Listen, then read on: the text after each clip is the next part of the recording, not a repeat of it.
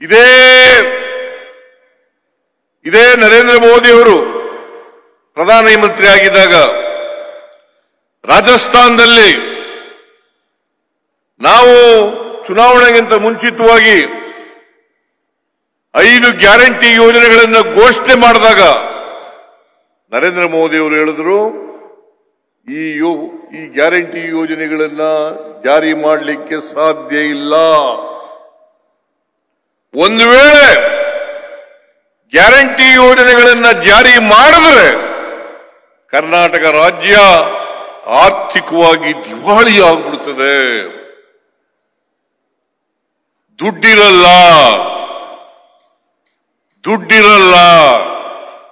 ನಾನು ಕೇಳ್ತೀನಿ, ಕಳೆದ ಸಾರಿ 2024-25 ನಾವು ಮಂಡಿಸಿದಂತ ಬಜೆಟ್ ಗಾತ್ರ 3,71,000 ಕೋಟಿ. 3,71,000 ಕೋಟಿ. ಈಗ 4,09,000 ಕೋಟಿ ಬಜೆಟ್ ಮಂಡಿಸಬೇಕಾದ್ರೆ, ಹೆಚ್ಚಾಗಬೇಕಾದ್ರೆ ಹೇಗಾಗುತ್ತೆ? ಸಾಧ್ಯ ಹೆಂಗಾಗುತ್ತೆ? ನಾವು ಕಳೆದ ವರ್ಷ 24-25 ಅಭಿವೃದ್ಧಿಗೋಸ್ಕರ ಕ್ಯಾಪಿಟಲ್ ಎಕ್ಸ್ಪೆಂಡಿಚರ್ ಅಂತ ಕರಿತೀವಿ ನಾವು. ಆ ಕ್ಯಾಪಿಟಲ್ ಎಕ್ಸ್ಪೆಂಡಿಚರ್ ನಲ್ಲಿ ಖರ್ಚು ಮಾಡಿದ್ದಂತ ಹಣ 51,000 ಕೋಟಿ. ಈ ವರ್ಷ 83,000 ಕೋಟಿ. ಅಂದ್ರೆ ಕಳೆದ ವರ್ಷಕ್ಕಿಂತ ಈ ವರ್ಷ 31,000 ಕೋಟಿ ರೂಪಾಯಿಗಳನ್ನು ಹೆಚ್ಚಾಗಿ ಖರ್ಚು ಮಾಡಿದ್ದೇವೆ. ಅದು ಹೆಂಗ್ ಸಾಧ್ಯ ಆಯಿತು?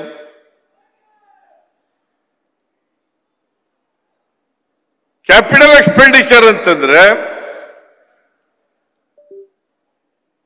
ಅಸೆಟ್ಸ್ ಕ್ರಿಯೇಷನ್, ಆಸ್ತಿ ಸೃಷ್ಟಿ ಮಾಡತಕ್ಕಂಥದ್ದು. ಇದನ್ನ ನಾವು ಮಾಡಿದ್ದೇವೆ ಅಂತಕ್ಕಂಥ ಮಾತುಗಳನ್ನ ಹೇಳಿ ನಾವು ಗ್ಯಾರಂಟಿ ಯೋಜನೆಗಳನ್ನ ಜಾರಿ ಕೊಟ್ಟದಲ್ಲದೆ ಅಭಿವೃದ್ಧಿ ಕಾರ್ಯಕ್ರಮಗಳನ್ನು ಕೂಡ ಮಾಡಿದ್ದೇವೆ. ಇವತ್ತು 5 ಗ್ಯಾರಂಟಿ ಯೋಜನೆಗಳು ನಿಮ್ಗೆಲ್ಲ ಬರ್ತಾ ಇಲ್ವಾ? ನೀವೆಲ್ಲ ಬಸ್ನಲ್ಲಿ ತಿರುಗಾಡ್ತಾ ಇಲ್ವಾ? ಏನ್ರಮ್ಮ, ಬಸ್ನಲ್ಲಿ ತಿರುಗಾಡ್ತಾ ಇದ್ದೀರಿ. ಜೂನ್ 11ನೇ ತಾರೀಕು 2 ವರ್ಷ ಆಯ್ತು. ನಾವು ಅಧಿಕಾರಕ್ಕೆ ಬಂದದ್ದು ಮೇ 20ನೇ ತಾರೀಕು. ಜೂನ್ 11ನೇ ತಾರೀಕಿಗೆ 2023 ಜೂನ್ 11ನೇ ತಾರೀಕಿಗೆ ಶಕ್ತಿ ಯೋಜನೆಯನ್ನ ಜಾರಿ ಕೊಟ್ಟು ಅವತ್ತಿನಿಂದ ಇವತ್ತಿನವರೆಗೆ ಬರೀ ದಾವಣಗೆರೆ ಜಿಲ್ಲೆ ಒಂದರಲ್ಲೇ 8,90,00,000 ಮಹಿಳೆಯರು ಫ್ರೀಯಾಗಿ ಪ್ರಯಾಣ ಮಾಡಿದ್ದಾರೆ. ಮಾಡಿದಿರೋ ಇಲ್ಲ? ಏನ್ರಮ್ಮ,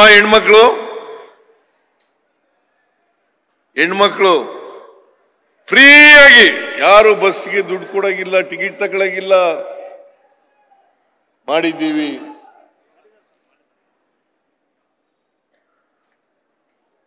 ನಾವು 2023 ಜುಲೈ ತಿಂಗಳಲ್ಲಿ ಅನ್ನಭಾಗ್ಯ ಕಾರ್ಯಕ್ರಮವನ್ನು ಜಾರಿಗೆ ತಂದು, ನಾನು ಕೇಳ್ತೀನಿ ಅವರಿಗೆ, ಭಾರತೀಯ ಜನತಾ ಪಕ್ಷದವರಿಗೆ, 5 kg ಅಕ್ಕಿಯನ್ನ ಫ್ರೀಯಾಗಿ ಹಿಂದೆ ಇದ್ದಂತ ನಮ್ಮ ಸರ್ಕಾರ 5 kg ಅಕ್ಕಿಯನ್ನು ಫ್ರೀಯಾಗಿ ಕೊಡ್ಲಿಕ್ಕೆ ತೀರ್ಮಾನ ಮಾಡಿದ್ದು ಕಾಂಗ್ರೆಸ್ ಸರ್ಕಾರ, ಸಿದ್ದರಾಮಯ್ಯನವರ ಸರ್ಕಾರ ಅಂತಕ್ಕಂಥದನ್ನ ಮರೀಲಿಕ್ಕೆ ಸಾಧ್ಯ ಇಲ್ಲ.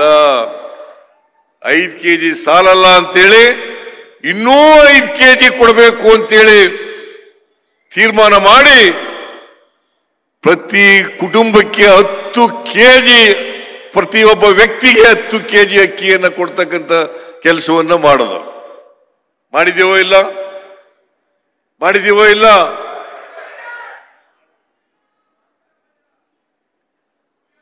ಗೃಹ ಜ್ಯೋತಿ ಯೋಜನೆಯಲ್ಲಿ 1,64,00,000 ಕುಟುಂಬಗಳಿಗೆ 1,64,00,000 ಕುಟುಂಬಗಳಿಗೆ 200 ಯೂನಿಟ್ ವರೆಗೆ ಫ್ರೀಯಾಗಿ ಕರೆಂಟ್ ಕೊಡ್ತಾ ಇದೀವೋ ಇಲ್ಲ? ಕೊಡ್ತಾ ಇದೀವೋ ಇಲ್ಲ? ಅದನ್ನ 2023 ಜುಲೈ ತಿಂಗಳಲ್ಲಿ ಪ್ರಾರಂಭ ಮಾಡೋದು. ಆಗಸ್ಟ್ ತಿಂಗಳಲ್ಲಿ ಮೈಸೂರಿನಲ್ಲಿ ಗೃಹಲಕ್ಷ್ಮಿ ಯೋಜನೆಯನ್ನ ಜಾರಿ ಕೊಟ್ಟು 1,22,00,000 ಕುಟುಂಬಗಳಿಗೆ, ಆ ಕುಟುಂಬದ ಯಜಮಾನಿಯರಿಗೆ ತಿಂಗಳಿಗೆ 2,000 ರೂಪಾಯಿ ಕೊಡ್ತಾ ಇದೀವೋ ಇಲ್ಲ? ಏನ್ರಮ್ಮ ಕೊಡ್ತಾ ಇದೀವೋ ಇಲ್ಲ? ನಾವು ಯಾಕೆ 2,000 ರೂಪಾಯಿ ಕೊಡ್ತಾ ಇದ್ದೀವಿ ಅಂತಂದ್ರೆ ಕೊಂಡ್ಕೊಳ್ತಕ್ಕಂಥ ಶಕ್ತಿ ಜಾಸ್ತಿ ಆಗ್ಬೇಕು.